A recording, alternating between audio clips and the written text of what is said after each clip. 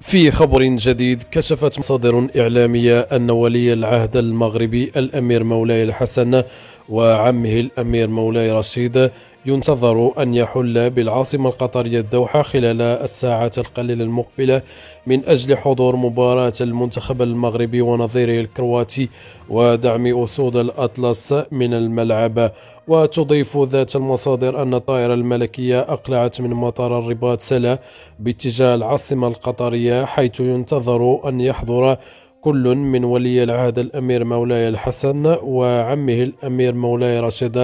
رشيد المباراة الأولى للمنتخب الوطني المغربي ضد منتخب كرواتيا في نهائيات كأس العالم التي تلعب على الأراضي القطرية. وأقلعت الطائرة الملكية من مطار العاصمة باتجاه العاصمة القطرية الدوحة، حيث ينتظر أن يحضر كل من صاحب السمو الملكي ولي العهد الأمير مولاي الحسن ومولاي رشيد المباراة الأولى للمنتخب الوطني المغربي ضد نظيره الكرواتي في المجموعة السادسة من نهائيات كأس العالم. وكانت 7 طائرات مغربية أخرى قد نقلت آلاف الجماهير المغربية في رحلات متتالية جوية تربط طوال يوم أمس الأربعاء بين المغرب وقطر لتشجيع المنتخب المغربي، حيث برمجت شركة الخطوط الملكية المغربية للطيران 7 رحلات على مدار يومه الثلاثاء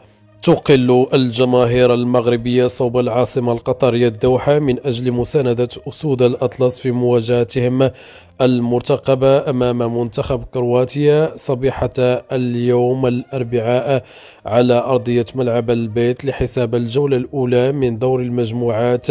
في نهائيات كأس العالم قطر. هذا ويعيش المطار الدولي محمد الخامس بمدينة الدار البيضاء منذ صبيحة اليوم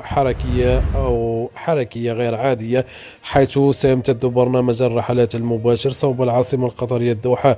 إلى غاية منتصف الليل. هذه الرحلات تضم بعض الفنانين والمسؤولين ضمن آخر فوج يغادر أرض الوطن صوب الدوحة، من بينهم حكيم بن عبد الله رئيس فريق نهضة بركان. وكانت شركة الأرام المغربية وفق اتفاقية ثلاثية جمعت الشركة السلفة الذكر بالجامعة الملكية المغربية لكرة القدم ووزارة التربية الوطنية والتعليم الأولي والرياضة قد خصصت برنامج رحلات استثنائية للمشجعين المغاربة الراغبين في السفر إلى قطر من أجل مساندة أسود الأطلس. وفي سياق آخر، استفاد عدد كبير من المناصرين المغاربة من تذاكر أو تذكرة السفر المحددة في سعر 5000 درهم ذهابا وإيابا في انتظار برمجة رحلات أخرى على مدار مقام الفريق الوطني في بطولة كأس العالم المقامة بقطر.